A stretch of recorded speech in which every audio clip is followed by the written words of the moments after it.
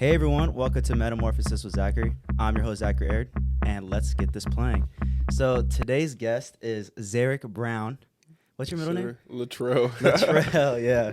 Zareq Latrell Brown.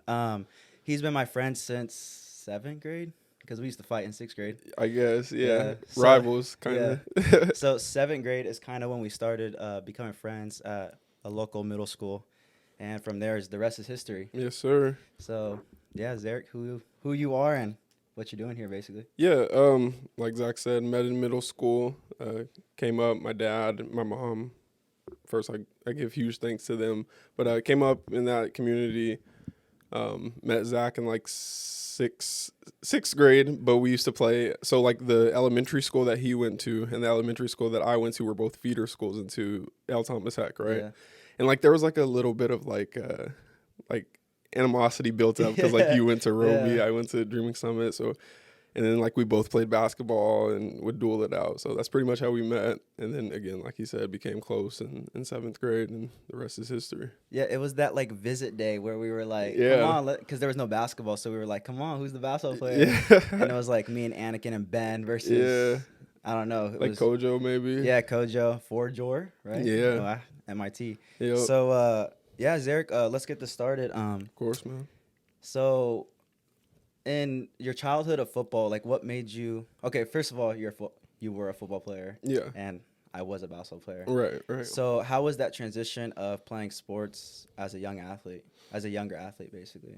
It was great. My dad was my coach, like, my whole life up until 7th grade. So, like, 7 years old until about 13 years old, my dad was my coach, and he was pretty hard on me as a coach. Oh, yeah. Like, I won't even lie, I was a pretty good youth football player because he was pretty hard on me, and then, like, I had the genes, and he's seen how far I could take it if I really applied myself. So transitioning, like, from middle school to high school, he kind of, like, gave me the free reins to go out there and get it yourself, and that transition itself was a little hard for me because, like, dad had always been my coach. I was always taken under his wing.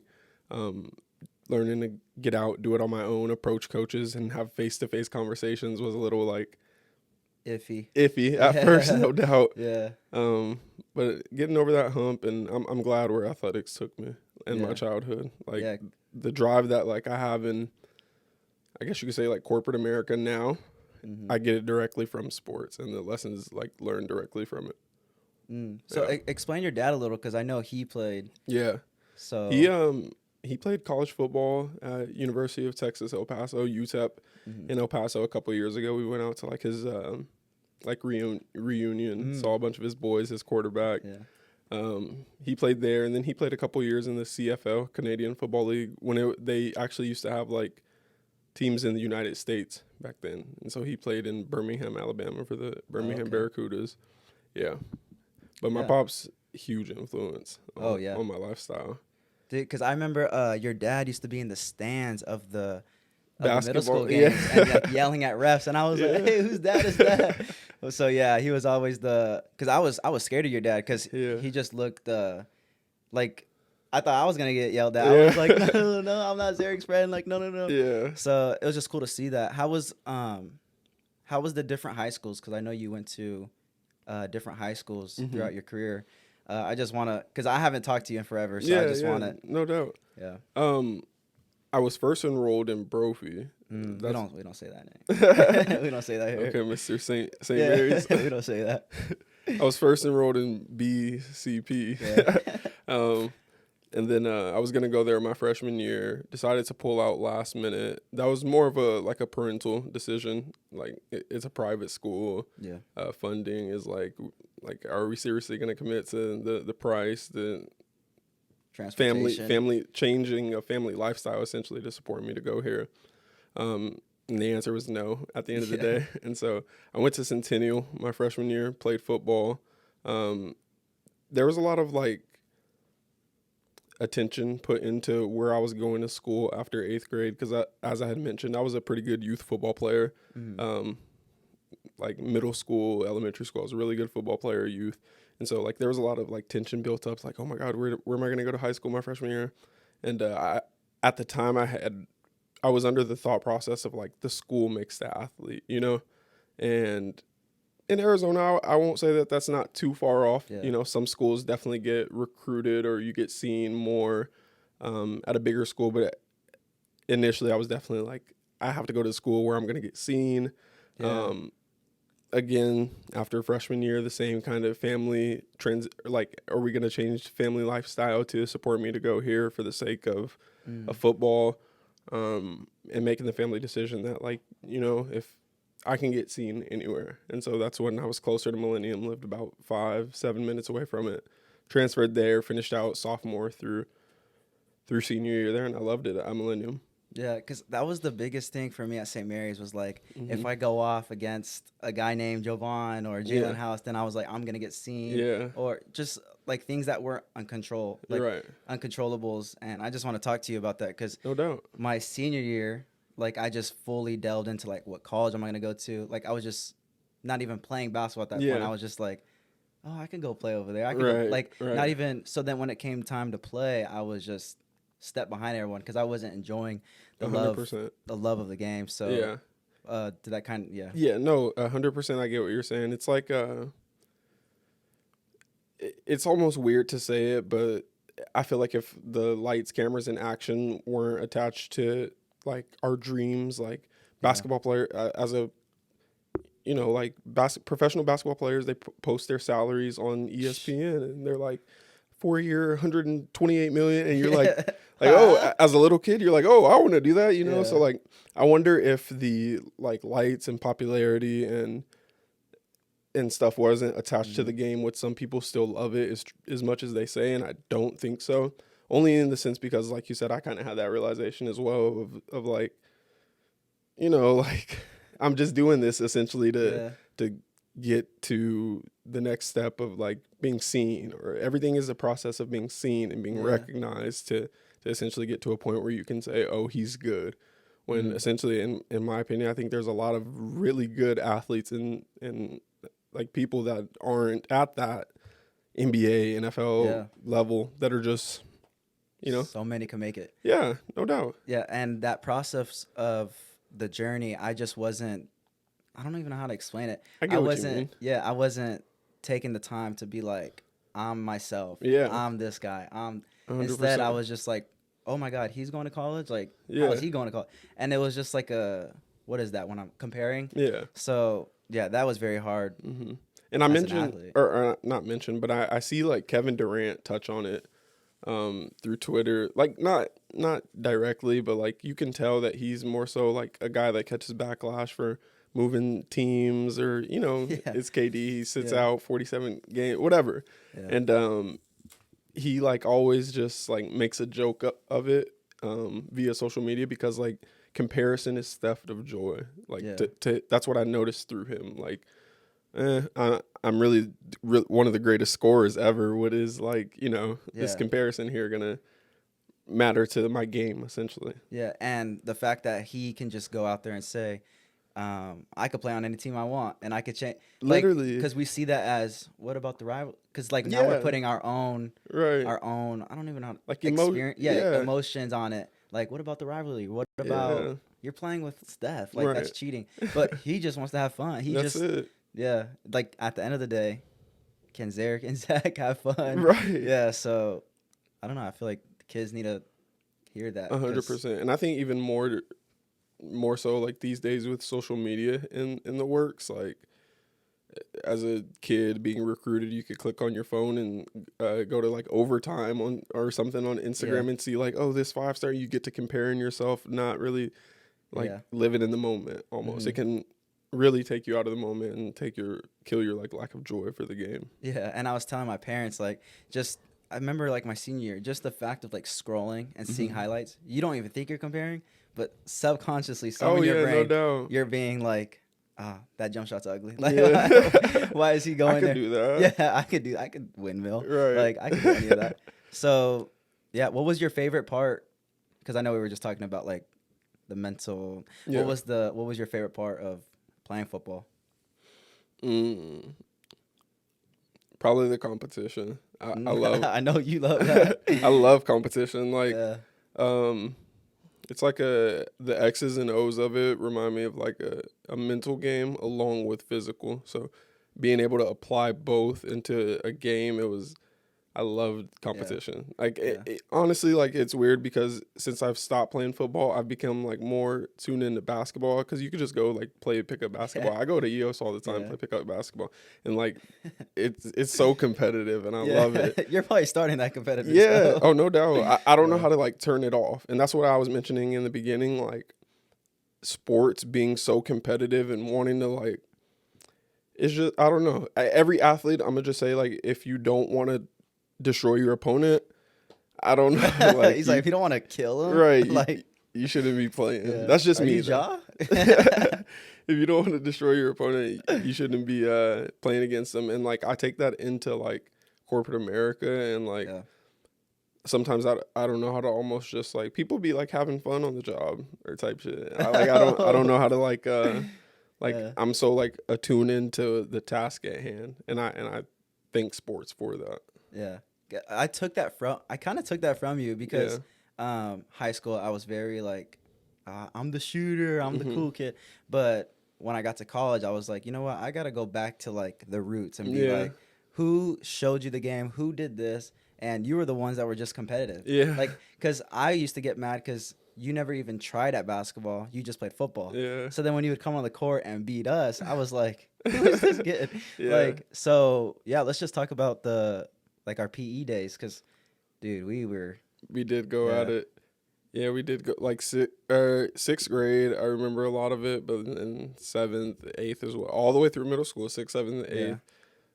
Like we said in the beginning, that's how like me and Zach met, was through those basketball duels. Actually, like for real, like hey, shoot for ball. Zach always made it first.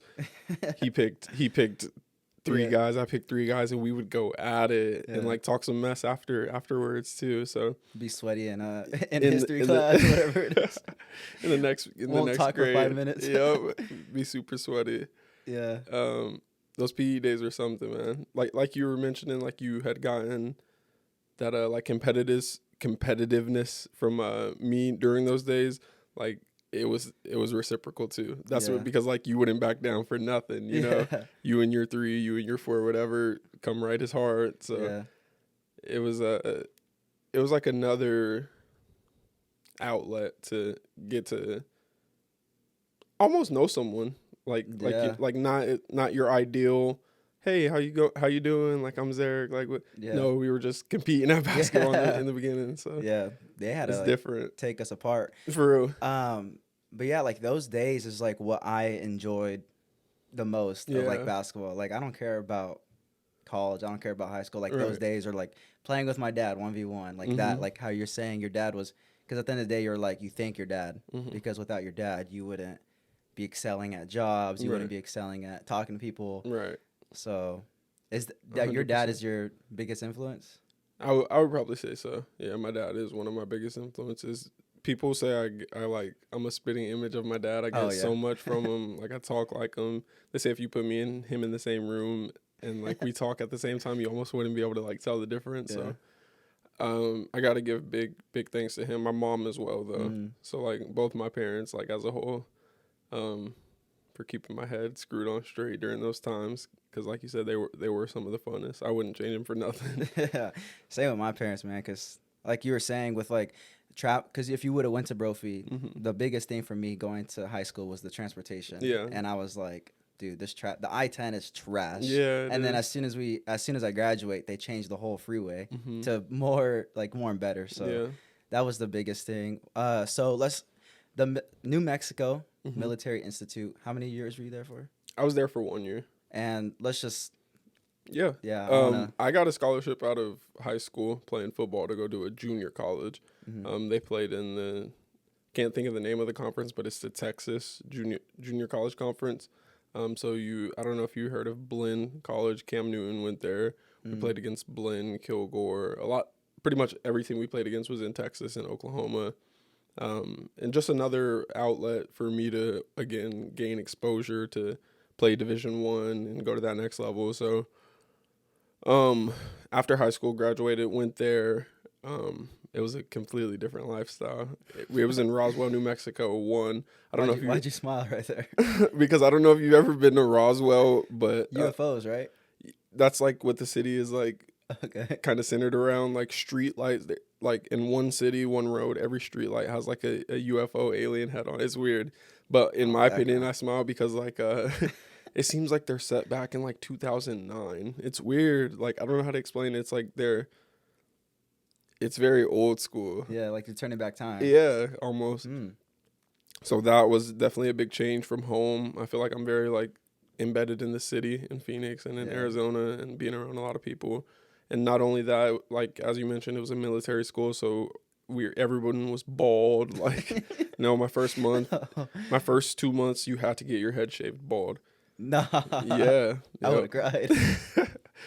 Oh man, yeah, everyone was bald. Football though, that was another time where like you get taken out of your city. You think like you're good in your city. You get taken out of your city and get thrown with some guys who were the best from their city. Yeah, there's some good guys. Bro, what you're saying right now is like no one realizes that. Oh no, yeah, no, you don't. Like you get taken out of your city. You think you're the man from your city, and you go get thrown in a pot where there's some guys who think they're the really good from South Carolina or like it'll humble you quickly, you know? Yep. So I redshirted half my season, and then the other half of my season I played, and essentially we were able to get to the playoffs. I helped the team go to the playoffs, and I fractured my sternum in like... You did? Yeah. Dude, what? I didn't know that. Yeah. I fractured my sternum in like the second to last game of the season. And what happened? You just got hit really hard? Yeah, pretty much. I was running and I like dove, got the first down, but a big Cam Newton, bro. Big lineman landed on top of me, like flattened me. He was huge. He has to be like 300 pounds. And like I got up. I couldn't really like move my shoulders. That's another aspect of like trying to like achieve like your goals through sports is the physical one. Like how much of it you foresee your body taking, your body like the toll your body taking. It starts to set in as well. But I got injured at the end of that season. And then I had removed myself from like the school after that first fall semester. And I was at the time I was actually going through a family tragedy. I was back in Arizona. My sister had like lymphoma cancer. Yeah. And so I wasn't enrolled in school during that time. The next fall semester I picked up doing classes at Glendale Community College. Yep. And at the time of leaving New Mexico, so it was weird. We came in at the same time the transfer portal was like being introduced, right? Yeah. And so in junior college, you don't have access to the transfer portal, so your coach has to remove you from scholarship. And I never got removed from scholarship because it was kind of like a feud with my coach, kind of, because I was leaving and I kind of like just helped us go to the playoffs or whatever. And so he didn't remove me from scholarship. So I couldn't enroll anywhere until I was released from scholarship the next year, which was in like July. So I didn't sign anywhere. Did classes at Glendale and just stayed in shape. And essentially just, like you said, in my opinion, the ball stops dribbling, stops flying through the air. The baseball stops throwing for everybody. So the time you decide to make that decision is up to you. And I made it a little sooner, and life's good. I can't complain. That's the thing I like about you, because everything that everyone tells me, I've already heard it from you. What do you mean? My coach, he went to like Pepperdine and then GCU from high school. Yeah. And he told me, because I didn't have any offers, I was kind of like, I was that type of person that was like, you're not going to help me get to college. I'm going to do it myself. Yeah. So then that's when I started contacting like Otto. I was like, I accidentally texted the girls coach and I was like, you guys have open gym? and they never gave me. So then when I finally got to the school, I was like, oh, that was the women's coach I was texting. So I would have been cold. Yeah. But I just like did it myself. So I wish I had help, because I wish I asked for help. But what he told me during the banquet my senior year was, that you're ultimately gonna make the ball stop what you just said. Yeah. Like that's you. Right. Like Zareq, you can't tell me like your ball stops. Like no, I'm gonna. You make your own decision. Yeah, no doubt. Stopping. Yeah, no doubt. So, and I think that's the case for most athletes. Like, sure, the system, I guess you could say, like the culture of like like I just mentioned, you think you're the guy out of your city, get thrown in, like that culture of competitiveness that just like builds up. Or eventually like get like almost tired of like trying to prove to somebody besides yourself. Once you've like proved enough to yourself, then it's like you're good. Yeah. Yeah. Exterior expectation or what you thought of me or how good you thought I would. Like, it doesn't really matter when you feel like you've proved enough to yourself. I literally because my mom asked me, it was after our last game, and we were in the hotel bar, and we were just talking. And she had asked me, are you going to miss the game? And I thought of Kobe, because after they asked him during that 60-point game, he was like, I'm not going to miss it because I put all my time and effort into what I loved. So I told my mom, I'm going to miss the game, but I'm not going to miss it because, like, I had fights with you at the park. I had fights with my dad. Like, okay, if I told Zareq, I'm not going to the park today, like, I don't need it, then that's when people start missing the game, is what I think. Right. And since I put time and effort into everything I did, thank family for being there, that's when I was like, I'm not going to miss it. Yeah, no, I feel that. And I mean, God directs everyone's life in different paths. And the game could have essentially been a tool. Because at the end of I'm going to be honest, I told myself when I was a young kid, like 14, 15, that I was worth merely someone's entertainment for a game. Because when I had to simplify it down, like all to the beginning, football was a game used for someone's entertainment that I was learning like good skills through. Like, especially as a kid, you learn to be tough. You learn what responsibility means. You learn what patience means. You work in the off season, you reap your rewards during, like, you learn so many things through the game. So once you kind of realize and look at it that way, more as a tool, at least I did, the transition out of it was easy because I was looking at it more so as like, look what I gained from it moving into the next phase of life, Yeah. So what do you think God, how did you put it? I loved how you put it. I'm not sure. How did God transition your life basically through sports? Through sports. Yeah. Yeah, as I had mentioned, my dad was like my coach my whole life, so he introduced me to like those like sports morals, I guess we'll say, like bigger than sports, right? Like, help your teammate up. That, like, don't laugh at your weakest. You're only as strong as your weakest link on the team. So him like instilling so many like sports morals with me, like, and I was like such a try hard. I feel like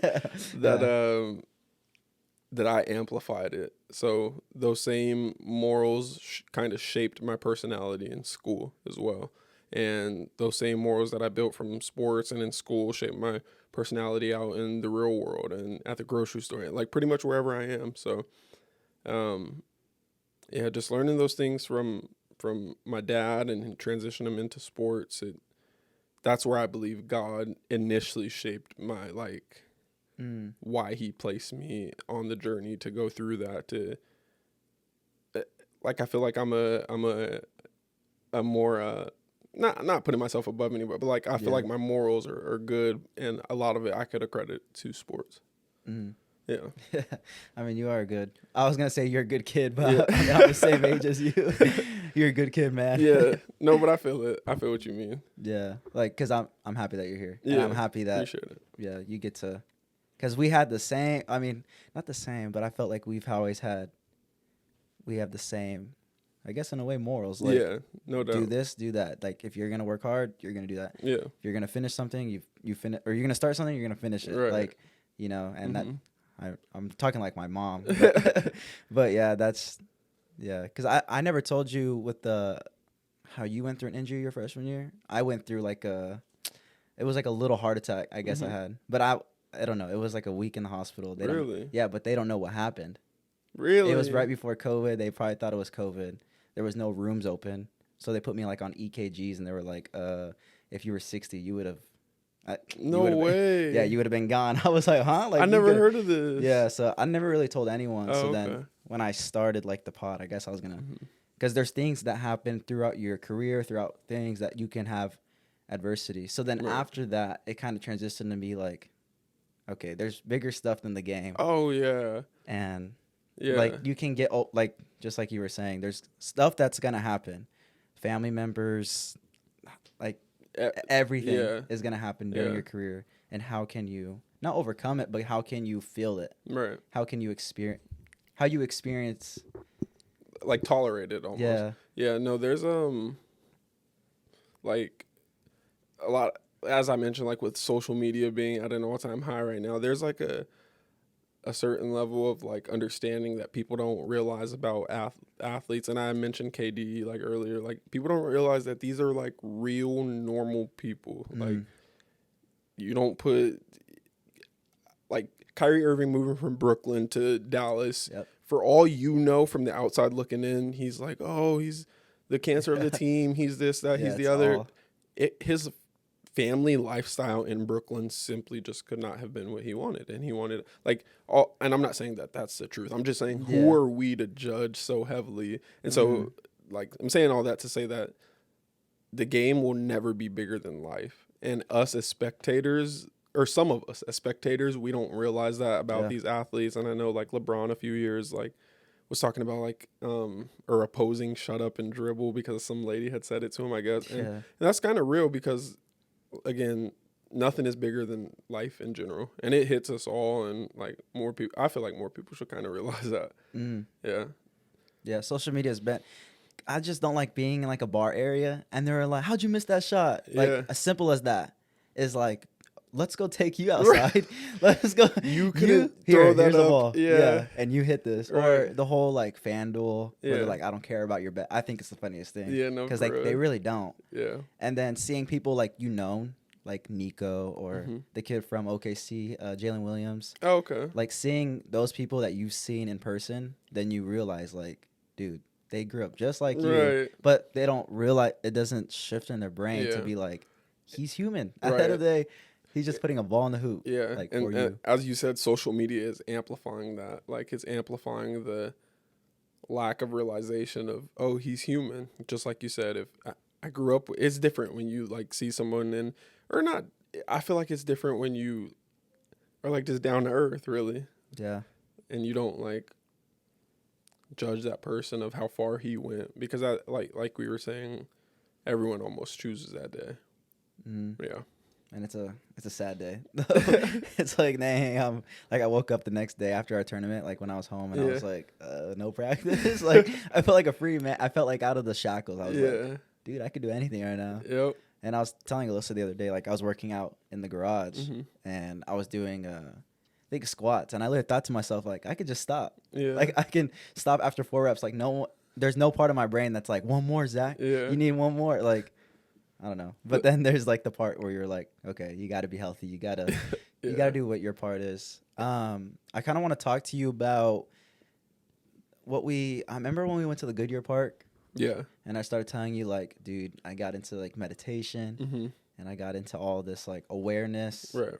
I kind of just want to see your viewpoint on it because you kind of knew what I was talking about. Right. Of course. Yeah. But you kind of talked about, not in middle school, but you were way higher than everyone else. Because I remember you used to like argue to our teachers. And I was like, dude, how is he doing that? Because I was like strictly in the book. Yeah. Like, no, Mockingbird is this, Zareq. And you're like, no, what if Mockingbird was this? Right. But like the way I saw you say your own thoughts and opinions to people, I was like, dude, I need to do that. Right. And I wish I did because...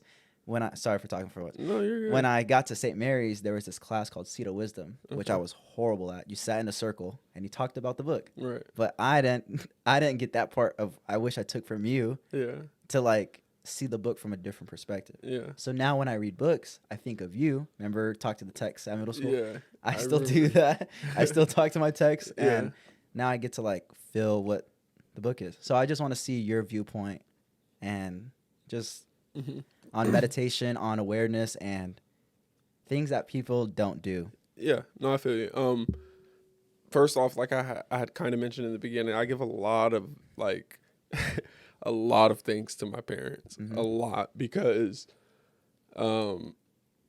essentially the environment that you're raised up in, the things that you see, the people you grow up around, in my opinion, experience molds kind of the person to a certain extent, because if you let experience control your emotions, in my opinion, and that's the first level of where I think like awareness almost starts, is controlling of emotions. Because when I, in my personal opinion, like when I meditate and just slow down, it allows me to gather my thoughts, and not only my thoughts, but my emotions right after. And like, again, giving much thanks to my parents. You said that like I used to argue with the teachers and like not in a bad way. Like almost like dispute with them. Prove like, well, why isn't the book like this? How do you Stephen know? A. I was like, right, literally.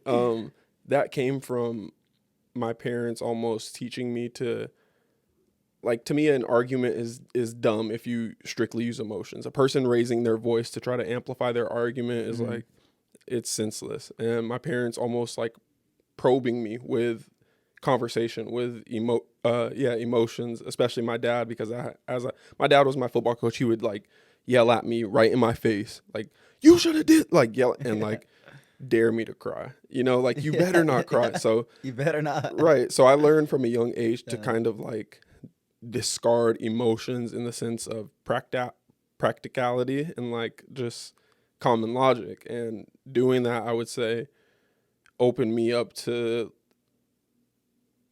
seeing things from a different perspective, because in my opinion, that's all I feel that disables people from seeing things in another perspective, is their emotional reaction to that.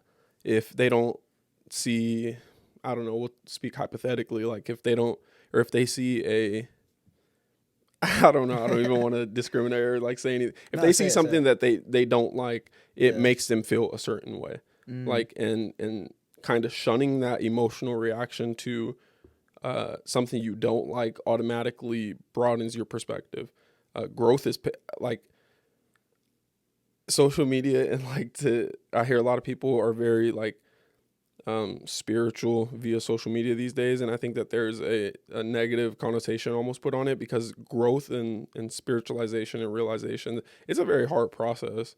I don't think it's just a night and day right thing. It's definitely not a night and day thing. No. Like when you start to tap into, and it takes a lot of patience and and realizing like I've nowhere to go but the moment that I'm in, Dude, yeah. Well, what you're saying, I just here's my podcast. Like, here you can have it, everything. No, I'm weak. Yeah, but dude, because I like got into it and I was like, bro, I wish I knew it before.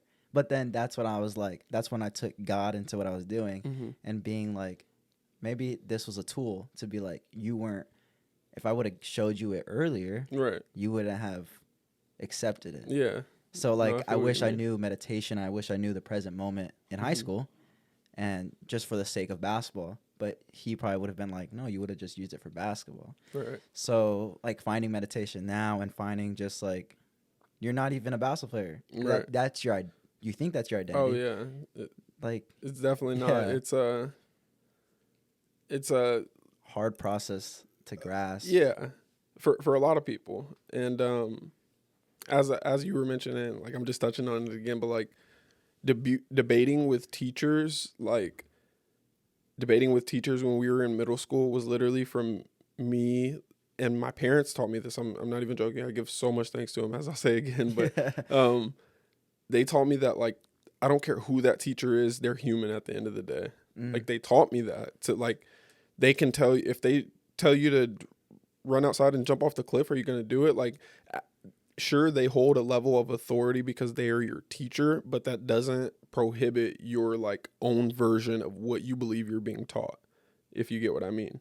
So having that like already embedded in you to like almost question everything, you start to dissociate with like, I'm a student, that's a teacher. I'm a basketball player, and that's how they view me. You start to, I'm human at the end of the day. That teacher's human at the end of the day. If I get interviewed after a basketball game, the person with the mic and the person with the camera, they're both human too. Like it's almost like you have to strip some like layers off of it. Like you said, it's a grueling process. It can be for some people just to realize that like, I'm human. Yeah. This is life. It definitely took me a while to just, I guess like the thing is like an onion, and you're trying to like take the onion Right. or layers off. Yeah. And then finally you get to the middle onion, which makes you cry. Yeah. So then like that's just how I took it, because it was just a hard process of being like, someone could walk into the room and I'm by myself in the dark, sitting on the floor, my crisscross applesauce. Like, what was that guy doing? Yeah. Like, my dad walked in a few times. He was like, like I start floating. Yeah. But just things like that where I was just like, all I need is right here, right now. No and doubt. so when you take that into life, take that into work, and take that into sports, then you have nothing to worry about at the end of the day. Yeah. Like your stats, your how much someone makes in the workforce, Your legacy. Yeah. Yeah. No doubt. And in my personal opinion, I think meditation looks different for everybody. For me personally, I tried out the like sitting in a quiet, dark room, closing my eyes, or I should say that it looks different from everybody, but there's like you go through transition. So I tried starting out and sitting and closing my eyes, and I'm gonna be honest, my thoughts just ran too much. I didn't last long. So I would just get up and and so for a while it was like stretching and just listening to music, and it was like just for me it was whatever had allowed me to be embedded, like fully embedded in the present moment, like you had mentioned. And once you're fully there, or not fully there, but like once you're just focus on what you're doing at the task at hand with patience, it heightens your like you said in basketball, you play a little carefree almost. Yeah. When you realize like expectation is lifted off your shoulder. Yeah. What made you start, like what made you learn meditation? Like did someone show you it? Did someone It was my freshman year of college. Like leaving home, I put a lot of pressure on my shoulders. Like bro, I did not just leave home to like come here and sit behind somebody. Like that's just what it is, you know? Yeah. And I put a lot of pressure on my shoulders. And I remember in the beginning of my freshman season, I was like messing up plays and stuff a lot because I was just rushing way too fast. Like I was trying to like not letting it come through like a flowy process. And my coach would always be like, just slow down, like just chill, like, you know? Yeah. And so it was my roommate, his name was Zach Fryer. He went to UTEP. His name is Zachary Aird. No, his name is Zach Fryer. It's crazy. He was in the room right next to me, and he told me to look up Taoism. I don't know if you've ever heard Taoism? Yeah. Hold on, what is this? It's like the state of flow. Okay, yeah. Okay, I love flow. Yeah. Yep. Okay, yeah. And once he did that, that's what got me into meditation. I would just sit, and like I said, at first it was just closing my eyes, breathing, but like at that time I was too boom, boom, boom, boom, boom for that to be effective fully on me. So it just started out listening to music, stretching until I was able to, you know, like progress in my state or in my like form of meditation. So it definitely started my freshman year. Dude, that started my sophomore year. I had to do like an assignment, a project, and it was just like sports psychology class, and I was like, yeah, that's BS. Like, really, you can't change your brain to right. But then I was like, you know what? I saw Kobe meditate. So I started looking at follow who did it before you, basically, and the rest is history. Yeah. But back to what made how long did you do meditation just sitting down? Like when it was hard. Like how long did you try that for? Yeah. It could probably only last like 10 minutes at first. Like of just me sitting down.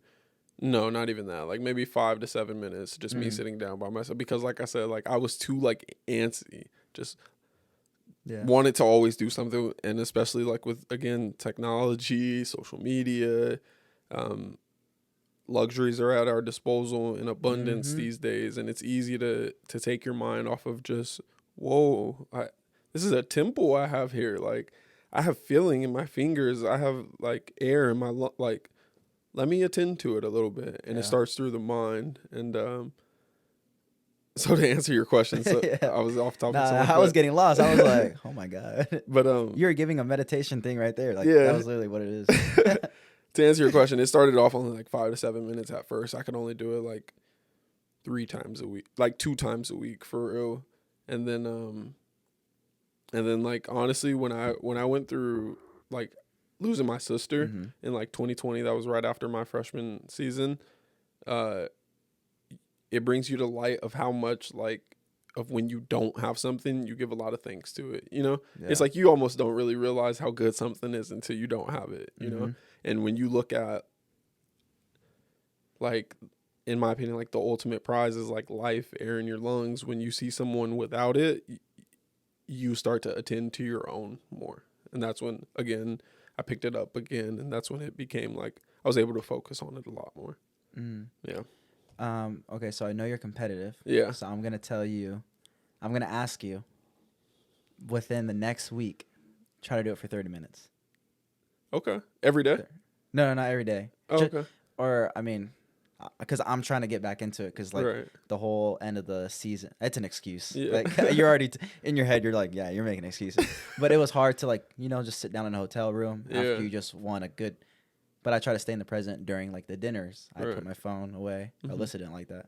I'd put my phone away, be like, no more texting. Yeah. But yeah, I was just like, Alyssa didn't like it. yeah. She'd be like, what are you doing? I'm like, I'm just with the boys. Yeah, enjoying where I am. Yeah, so, but 30 minutes, but then when those thoughts come, it's very hard. But when those, I don't know. Like the thought, I still have thoughts, and I'm like, dude, I've been doing this. Yeah. But I just try to be like, hey, okay. Like a thought would come in, and it'd be like as simple as, what's the weather tomorrow? Right. And then I'll be like, oh, hey, what's the weather tomorrow? Like I'll treat it as a. Oh no, I get exactly what you're saying. So then I just let it pass. Yeah. Because if I think like, oh, there's the Warriors game tomorrow, I wonder what I'm gonna do. Just like simple as that, and then I'll think to myself like, because then you start thinking like, who's gonna watch it with me?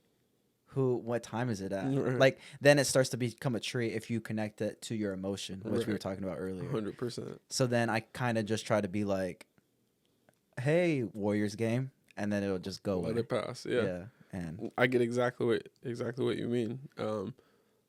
I think I was talking to you about it. It may not have been you or texting you, but The Power of Now. Have you read it? Have you heard about it? Alyssa has it. She won't give it up. She's read it though. Yeah, I think so. Or okay. I think like it's one of those books that she doesn't want to finish. I think. I'm the same way. I don't even think I finished. I honestly like read it in different chapters. I don't know. I'm weird. I didn't read it like cover to cover. You were arguing with middle school. They're like, oh, did you read the chapters? No, I did it. I read it like. I think I read like because it's weird how it's like devised, how the book is like sectioned out. So I read it like second chapter, jump to like. I was just all over the place. I've seen it. It's like green. It's like a greenish. Yeah, I've seen it. I didn't have I actually had the online book, so I had it on an Audible? iPad. Yeah, reading it. Oh, you're rich. But no, you were saying like letting your thoughts come through and kind of like not clinging to it and letting it pass. That book touches on that a lot. It's called like being the watcher of your thoughts. Thank you. Yeah, you got to like be the general of your thoughts and ultimately spectator. Right, and ultimately you decide how much of effect you're gonna let them have on taking you out of the present moment, if that makes sense. So, yeah, the meditation is something. Dude, it's something, and I hope when we have like kids, when we start our families, it's like that's the new norm. Yeah.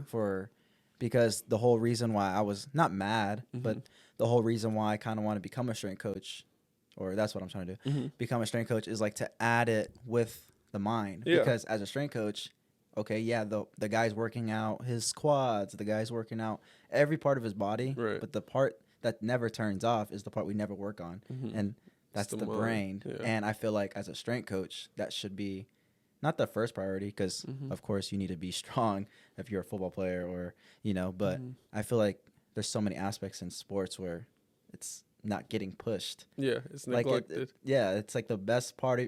It's the part of our body that is the most used. used, most complex. We don't even know about it, like Alzheimer's or like those kind of things. We can't cure it or anything. Yep. And why aren't you gonna tap into that? Like, why can't you be the one to be like, so like mental imagery, visualization, all those things is like when you're talking about it right now, I'm like, okay, yeah, I know someone knows. Right. So it's and I don't like one thing that being like enamored in the present moment and like you said, teaching our kids about it will be attending to the mind will be very powerful for them. In my opinion, it's given more gratitude for things that aren't tangible. As I was mentioning, like when you see like life get taken, it makes you have a stronger gratitude for it. When you tend to your mind and meditate, in my opinion, this is just for me, I'm just speaking on personal experience. It like you have an accelerated appreciation for the non-tangible things, the things that are just natural. God put here. And it definitely heightens your outlook on a lot of things. Almost in a way like everything's set. Yeah. So you're just letting it. Yeah. And I hate using this word, but like you almost become content with how life is. I know you hate that word. Yeah. Oh, yeah. Yeah. Not like content, like, oh, I'm not going to work towards anything, but like you're content with exactly how it is. And that's to me, that only comes through gratitude. My friend told me about this quote in the Bible. I don't remember the verse. Yeah, the verse, but it says like those who want to be exalted will be humbled. Those who are humbled will be exalted. Yeah. And humbling yourself is like meditation in my opinion is a form of like humbling yourself. Just breathing, being very grateful for exactly what you have in the present moment. You're humble. So dude, because I used to, like, the feeling of gratitude, it'd be before, like, games, and I'd meditate. And then in my mind, I was like, you know what? And I started praying for, like, you know how you do scout and everything? Yeah. I'd start praying for, like, the point guard, or I'd be like, I hope his family's okay. Yeah. Like, then I saw it was bigger. Like, I was bigger than myself. I was like, I can't believe I just did that. Then those feelings are, like, changing your hormones in your body, because now you're at not a heightened stage, but you're at a level of awareness that you're bigger than yourself. Yeah. And I thought it was just funny because I used to like remember the names, and I'd be like, you know, I'm not like in a sense of like pray for you, but I know who you are, and I see you, and I feel you more like, than a basketball player, or something. Yeah, and then he's probably looking at me like, kill this dude, right? Like, no, bro, I like you, right? Yeah. So, that book that I showed you, Becoming Supernatural, he kind of touches on like visualization, but the first thing for his workshops that he did was have people meditate, but only find joy, love, and gratitude towards the things, so that it was easier for beginners to meditate. Yeah. So I thought I would but yeah, Becoming Supernatural, it was like, I'm only second chapter in, and it's like, it's blowing you away. It's blowing me away. Because there's like other meditation books that I've read. Yeah. But this one's just like showing how do you say it? Like the experiments through like college students. He's showing pictures of the brain waves. These are your brain waves when you think this. And I was like, bro, what? Like, in the book. Yeah, he's like, this is your brain waves as you're just reading this book. And I was like, all right. Like, I just closed the book. Like, but he was just saying like how you do the same thing over and over. You want to do different things. Right. Like, everyone has habits.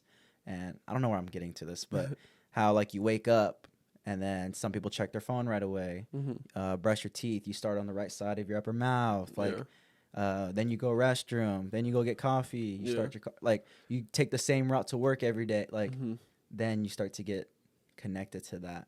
Yeah, no, I know what you mean. I also think that there's like a like you as a human and having free will, and also, as we've been talking about, utilizing the power of meditation. I think even within some of the, and like I'm not like advocating for you to do bad, but ultimately I think that, like, you know how they say like as a child of God, like you're always forgiven. And I think that like because of that, you're like, even the habits that you don't do that are bad, quote unquote bad, God is always forgiving you, and it's always like leading you to the next moment.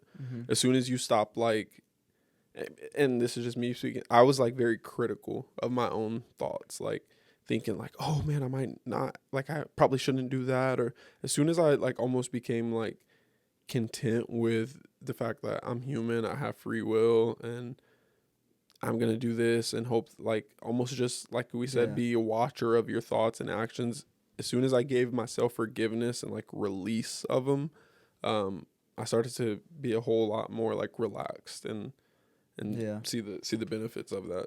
Yeah, because me growing like up in the church, I used to think like if I did something bad, I go to hell. Yeah. If you did something good, you go to heaven. Yeah. But then I saw recently, like on a podcast, I was listening to it, and the guest was just saying like he was growing up like that too, but that why can't you just grow up? Like why can't you just be in the middle? Be like, it's not bad or good. You're human. You're gonna make those mistakes. Everyone does. Yeah. But he said something like it's the way after. How are you gonna do it after? You're gonna keep doing what you're doing is bad? Yeah. Are you gonna transform? Like have you ever learned the same lesson multiple times? Oh yeah. That's like a version of, or that's like testament to exactly what you're saying. Like until you delve into that present moment of whatever obstacle God is throwing at you, it'll keep being offered to you. So yeah. Almost, how do you put that? Like not like manifest. Not. I don't even know how to. Yeah, like like a. I'm not sure. It like reminded me of something. I don't know. but yeah, like the whole part that we are just talking about, meditation is powerful, and how you said, kids, like, because like growing up, I just want to show my kid like just go play, like, like not even sport, like if he doesn't play sports, like just have fun, right? Like be in the classroom, be thankful you're in a classroom. Some people don't get to, like recently, some people don't get to leave a classroom, like, dude, like. Yeah, and it's I won't sit up here and say that, like, again, like I was saying in the beginning, that this process is easy. It's not. The order, the younger you get, the more you're connected to the source. Like you have that like livelihood about you that enables you to just be innocent or like so like tapped into the present. Like kids, they don't think about no worries unless you like. They think about food, clothes, like they don't think about none of it. Dad's gonna wake me up, right? Yeah. And so life's hard, and the older that you get, the more that it gets harder. So I'm not advocating that, or I'm not saying that this is like a real easy, just like you said, day and night type of process. Definitely takes meditation. Quite honestly, it takes just being enamored in the present moment. It's not just I don't know how to explain it. It's different for everyone though. Yeah, because you're never gonna get good at meditation. Right. Meditation is gonna say, because every time you have a meditation, it's different. Yeah. Another thought's gonna come in. Oh man. A dog's gonna bark downstairs. Like something different's gonna happen. So like when I try to get my mom to meditate, like I'm like, Mom, just meditate. Like she's, I'm not gonna meditate. And then I was just like, no, you come back to meditation every time because you want to get good at it. But meditation, no one's ever good at it. Yeah. I mean, probably a monk, but he's still having those thoughts. Yeah, he is. Yeah, I thought I was gonna have to do the Heimlich on you. No, I just had to burp a little bit. Yeah, so that's how I thought of it, because all the things that we do nowadays, like work, you're gonna get good at work. Eventually, you're gonna be the best at work. Basketball, if you're working on your shot, eventually your shots. Football, throwing a football, catching. There's things you can learn, but for meditation, you're never gonna be perfect at it. No, that's true. And you'll read on social media sometimes like oh, someone has to come to me healed. I don't think that like the healing process or the healing journey ever really stops.